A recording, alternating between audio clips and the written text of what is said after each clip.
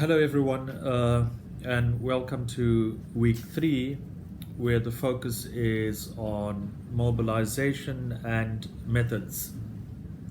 So, I hope the readings are going well so far. And just one little reminder that I'm aiming for us to have a synchronous meeting week after next, Tuesday, 6th October, 10:30 a.m. Eastern Time. I'll send a WebEx invite to see if that works for 6th October, so week after next, 10:30 a.m. Eastern Time. Don't worry if it doesn't work for some of you, because we'll record the session and make it available online. So in week 3, in addition to your usual questions that you have to answer and the commentary that you need to make, week 3 also requires that you interview someone who was involved in some kind of social action, some kind of activism, some kind of movement, and they get their opinion on what has worked, what hasn't worked, and summarize some of the key points that emerges from that interview. So be as creative as you want, but do make sure that you interview someone who has been involved in some kind of activism. If any of you want to link to a South African experience and have any interest in that, I can possibly try to make that arrangement. And if anyone has an interest in the experience in the Balkans, I can maybe arrange for you to talk to someone by asking Ollie. Or if you want to talk to someone who's been involved in some kind of social action in some other part of the world, do check in, and we will try to see if we're able to make that happen for you using the various networks that we have. So in terms of pointing out, some of the things that you should focus on. So one is, I do know that the material is lengthy, it takes a long time to go through, and like I said, one of the tips is to maybe use the transcript function and try to work your way through that. But let me highlight what I think are some of the more important aspects for you to focus on this week. There's focus on what they call leadership structure and a commitment curve. That might be something you want to look at. You may want to look at the issue of ideas around the core group of leaders, who the allies are, questions around commitment and how important and critical the idea of commitment is. Do also focus on the ideas of leadership principles. What does it take to become a great movement leader? The USIP materials talk about Martin Luther King, Gandhi, but I was intrigued to see the name of Aung San Suu Kyi, and I'm sure many of you would be as intrigued and perhaps even confused with finding Aung San Suu Kyi's name listed as a leader that we should be looking up to, or a leader that we should be drawing from. Quite clearly, in Myanmar and the Burmese struggle in the early days, she's been quite an iconic figure. But she's been extremely controversial in recent years with the displacement of the Rohingya, with the treatment of the Rohingya, and a number of countries, a number of leaders, from heads of state to civil society leaders, have called the leadership of Aung San Suu Kyi into question. So maybe, you'd want to reflect a little on that. The material makes note of the fact that leaders should be resourceful, leaders should be looking beyond, what others look for in terms of resources for struggle. And it identifies and, looks at the idea of leadership and unpacks it as taking responsibility to enable others to activate their own purpose. So you might want to reflect a bit on that definition. It then goes on to talk about conflict styles, and there are different conflict styles which might be worth looking at, from competing, avoiding, accommodating, compromising, and problem solving. So that might be an area that you want to look at. In addition, you might want to look at the idea of allies, or a spectrum of allies, those who are opponents, those who are active opponents, those who are passive opponents, those who are always in the middle, those who form part of a passive alliance and an active alliance. The ideas in mobilization, particularly 3.4, may be really interesting. And there they look at, issues of the law, issues of increasing participation. But here's one point I'd like you to think about, right? I think sometimes when we think about the law,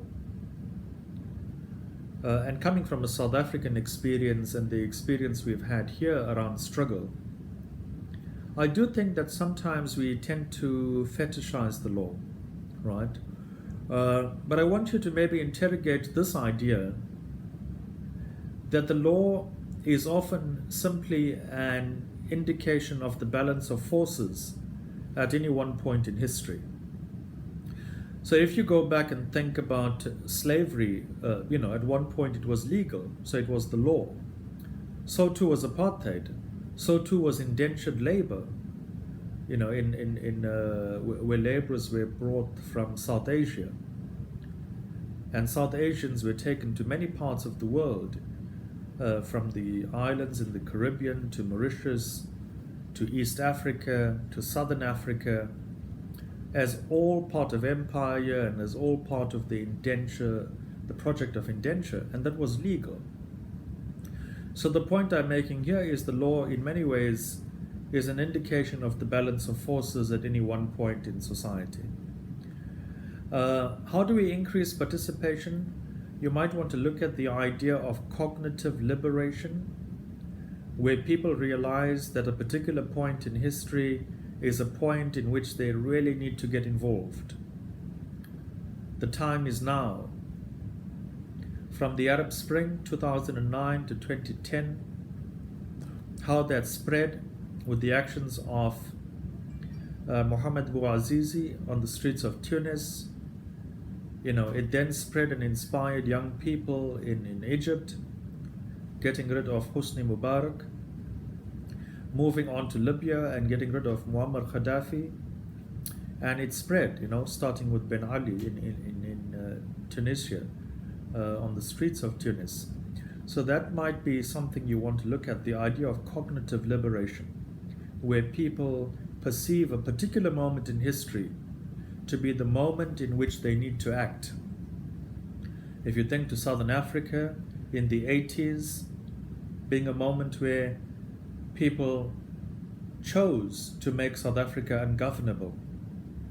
The moment of the Arab Spring I just mentioned, the moment around the Occupy movement in 2011, in many ways inspired by what had occurred in the northern parts of Africa, and perhaps even from 2013 onwards, Black Lives Matter, and how that was a moment of perhaps cognitive liberation, thinking that that's the point at which change needs to be made.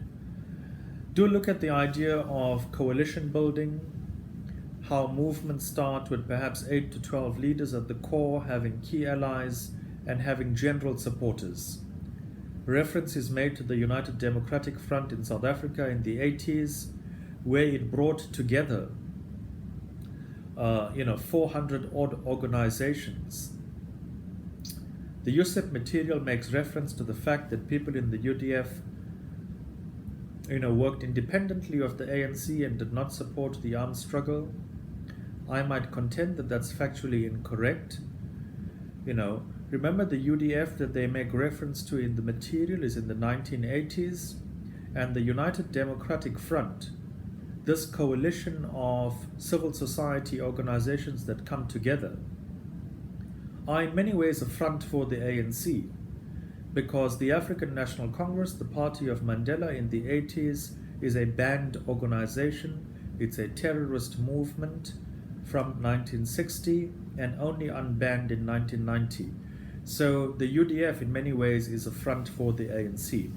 But perhaps I'd like for you to do your own critical reading of references that are made to the UDF in the USIP material. Interestingly, the case study chosen this week is a case study on South Africa, a case study or a focus that I'm very familiar with. There are references to Gandhi, and you might know, and just as a reminder, that Gandhi is known as a figure from India, but his political competence, his political mobilization, his political skill is honed here in South Africa, 1893 to 1913, where he also is the founder of the Natal Indian Congress, an ally of the African National Congress in the early 1900s. So the focus is on South Africa, on the struggles of the 80s, and the point being made of how non-violent mobilization had worked. I mean, there are a number of critiques we can make of the video and the way in which the material is framed, but I'm going to leave that to you to do. And maybe when we have our synchronous session, we can also talk a bit more about the video and the case study. But feel free to send questions, feel free to be critical of the video and the material that you have.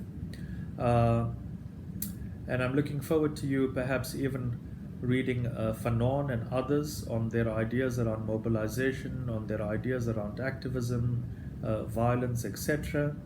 And I'm happy to answer questions. So good luck for week 3.